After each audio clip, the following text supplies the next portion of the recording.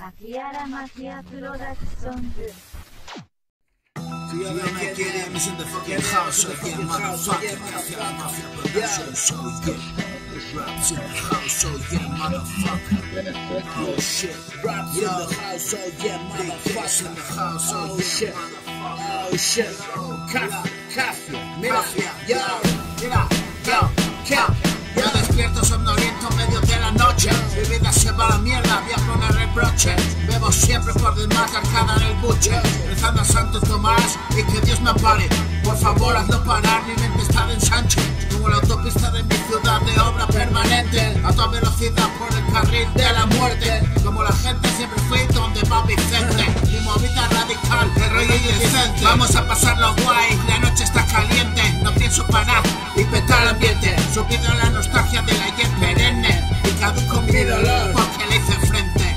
Mi movida es un rollo hecho pa' valientes. Aprendo a decir que no o me engancho a la muerte. La cabrona me engañó y me dio boleto. Fue violento, no lo dudes y petó el invento. Yo, this is KDM in the house, so yeah, motherfucker. KDM in the yeah, Akiara Mafia Production, so yeah, motherfucker. Raps in the house, so yeah, motherfucker. Oh shit, oh shit. Raps in the house, so yeah, motherfucker. Yo, shit. Hoy trato de inventariar el pasado muerto. Vivo de puto milagro y aprendió del cuento. El lobo se la metió por el culo abierto y tanto lo gozó que nunca dejó de hacerlo. Puto animal cabrón, no te sea aullido. Hoy camina con el sol, iba haciendo ruido. Está vivo el corazón, escuchas el latido. Chiquitán, pom, pom, pom, van, radioactivo. Rostro enorme colorado, no descolorido. Muerto frío, amaneció, pedos de cocío. Cariñitos de un amor que quita el sentido. Hoy llovió, si ayer llovió y que se joda el mundo.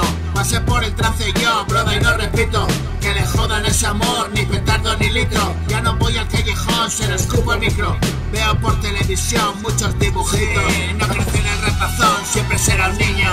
Yo, Akiara Mafia Production, so yeah, motherfucker.